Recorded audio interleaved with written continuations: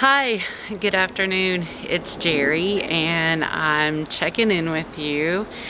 Today's Tuesday and that's actually like blended family day, or the day that I give you some of my best tips on biracial hair care. Last night I was thinking about, my blended family content and the different things that I wanted to share with you, and, if I had enough stuff to talk about, if I was, it seems sometimes challenging to do stuff with my family because everybody has so much different things going on at different times. And so then something that occurred to me is, after actually looking at something that Gary Vee was saying last night about just documenting and not spending a lot of time creating. And so even though I have a book of things that I want to share with you about our family and what we have incorporated that helps us get better every day with each other, but I'm just right now I just really feel like being pretty real with you about our blended family.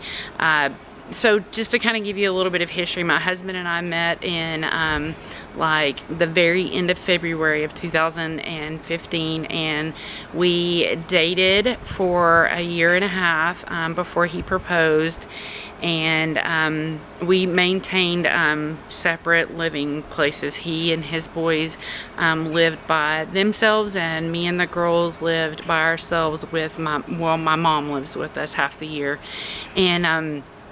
And he raised them by himself from the time that they were 4 and 2 years old, and now they're 16 and 18. So they were by themselves for a long time without really any type of mother in the picture. And I, on the other hand, had just been with the girls. I think at the time my youngest had just turned 3. She had just turned 3, so that means the other one was, there's a minute where they're the 1 year apart because they're 21 months apart. So if she was 3, then the other one was probably 4 for a minute at that time when we met. And now, the girls are 6 and 8. And so we had a lot of different things going on in terms of parenting styles, and a lot of times I relate to his parenting style in that I kind of married Peter Pan and the Lost Boys, because those guys just did boy life all the time, and that was how they cleaned or didn't clean. That's how they cooked or didn't cook, or all the ways that they did life. And so it was a lot of ways like Peter Pan, just kind of in modern day times, and that's something that was an adjustment when we combined households, which was about we did that right at the end of the school year in 2016, so that we wouldn't, because we weren't getting married until September, and we didn't want the kids to have to move, start another school and move, blah, blah, blah. So we combined houses in May of 2016, right there at the beginning of the summer. We got married right at the end of the summer, the Labor Day weekend. So that was a big shift, and in combining our households, and the boys acclimating to having a mama around and having more structure. Their dad worked a lot, so they were kind of doing their own thing a lot, and they ran free, and they had a lot of things that they did that were fine when it was just the 3 of them that weren't so fun. It's like on both sides. It's like they hung out all the time and just nothing in their underwear, and they had to make changes with that, just like the little girls at the time. I'd come home from work some days and they still wouldn't be dressed for the day. So everybody had to make adjustments and changes. And so at the time when we got together, I think when we first met, his youngest was 12. He was just gonna turn 13 that year. And so we've gotten to go through the early teens with him, and now we're into full-blown teens. And so probably the realest thing I can say to you is that I've watched other families, and you know, I guess the reason why I decided to be real with you is because it's hard. I can't joke for you a second about how hard it is. And you know, my heart is, you know, always so full of love. And you know, I spend a lot of time in gratitude, you know, because I am grateful to have, you know, six people, you know. I've got my 2 children, them 3, and my mom here that are always giving me good love. And I'm grateful for that, because, you know, I didn't think I'd ever have that in my life.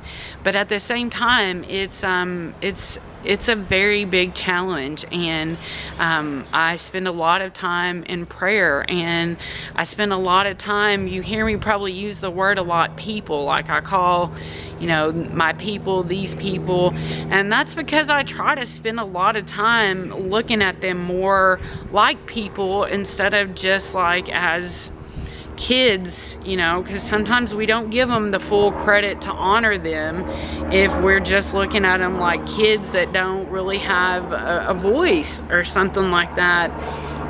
So I just want to be honest with you, and I don't want you to, I don't post a lot on Facebook, just I never have been a person like that, but I don't ever want you to look at my videos or look at stuff I put on Instagram and ever think for 1 second that this is some perfect situation over here where it's always lollipops and butterflies and rainbows.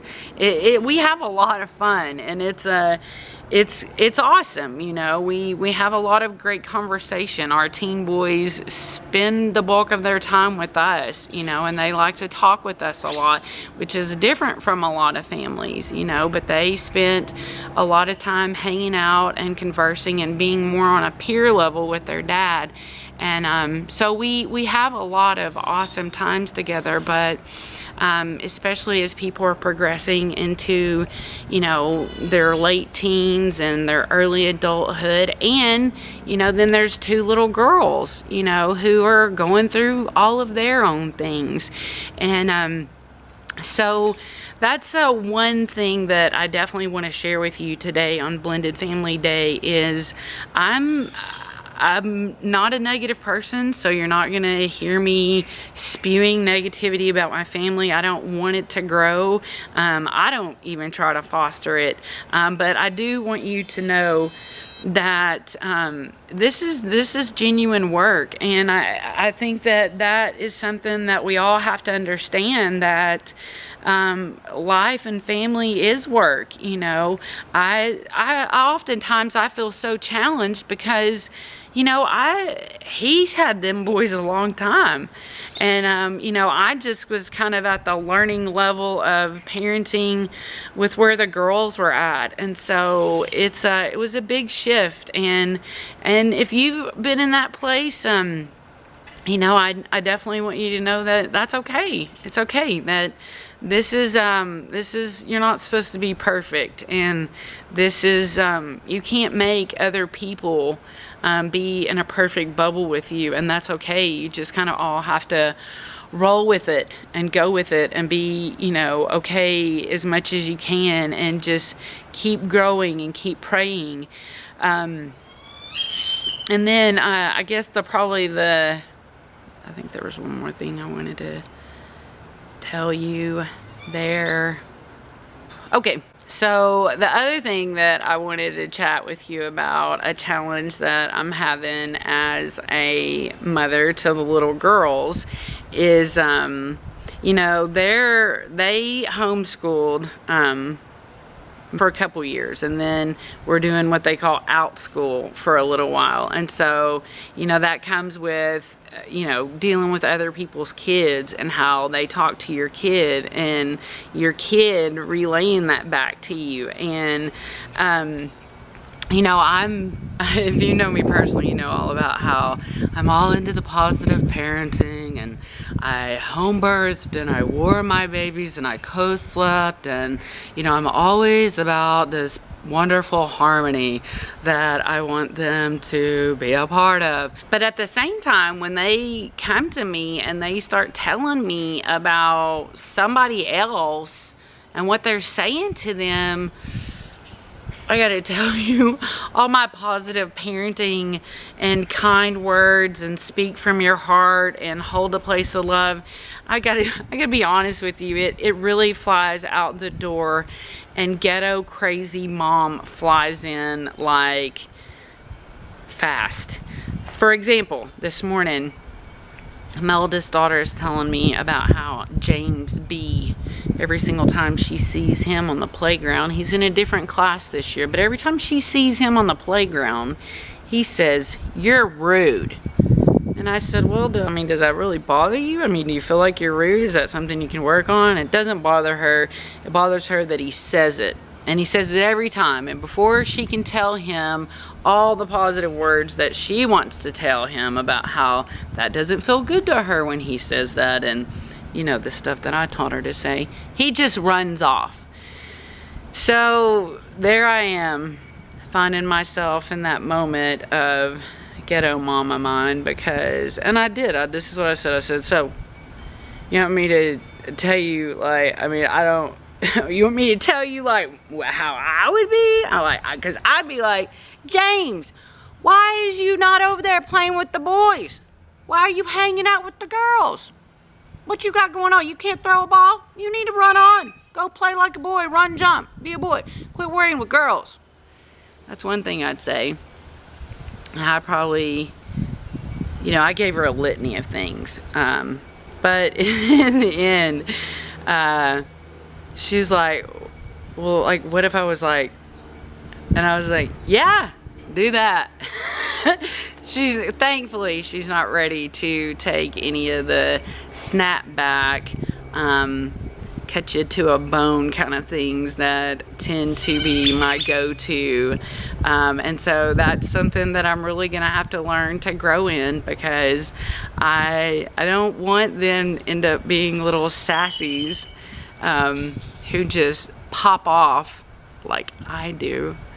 So I'm gonna have to spend some time thoughtfully looking for a way to respond differently, or just let them talk. Sometimes that's it. If you just let them talk, you know, because in the end, she's the one that came up with it.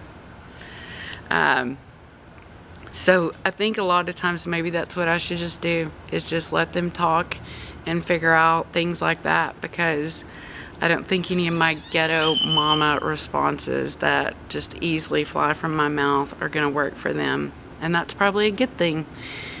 Well, I hope you enjoyed this little bit of time with me this afternoon, and I think I just kind of, but I hope you enjoyed it, and I hope that you keep me in a vision of just being a real person with real stuff going on, and but being really awesome. But I do, you know, I do face challenges with this blended family life, and I'm not going to get into everybody's personal business to share that with you, just like you don't have to tell everybody yours, because I think a lot of times getting a lot of outside feedback kind of clouds the message that you need to be receiving from whatever your belief system is. But ultimately, as always, I hope you have the best day ever, and until next time, check you later, man.